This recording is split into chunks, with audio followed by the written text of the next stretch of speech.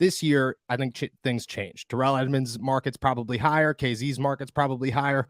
Larry Ogunjobi's might be a little bit of a question mark, and same with Robert Spillane. So I want to go through them and decide who you sign first, who you wait on, and how comfortable you are to take the risk that they might sign elsewhere. We'll start with Cam Sutton. I think that's the most obvious choice here. You look at Cam Sutton, are you even letting him hit the free agency market?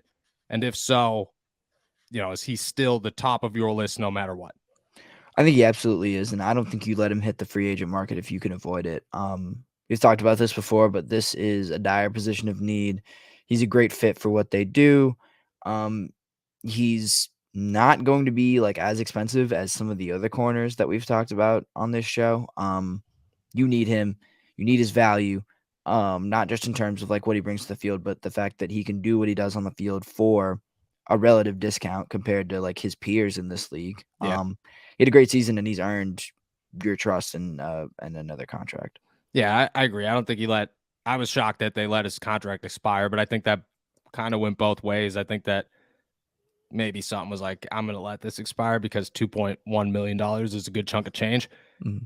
So the Steelers took a dead hit. I do think that they sign him before the market opens. I think the market opens like March 17th or something, March 14th, something like that. I would be very shocked if they let him hit the market. At the same time, I think if you do let him hit the market, you're taking a huge risk, because if you're the Steelers, you're going to have teams like the Vikings, I've heard. The Detroit Lions are another team that's been floated out to me.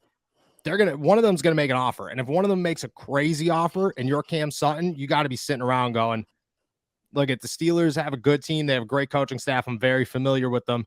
But at the same time, the Detroit Lions almost made the playoffs last year.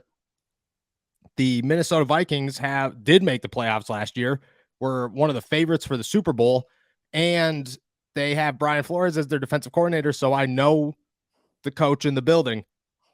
You offer him a big contract, I think the Steelers lose him. So, yeah, I agree. I think that is the name that you prioritize first and you sign before the market opens, even if you got to give him a little bit of a pay bump.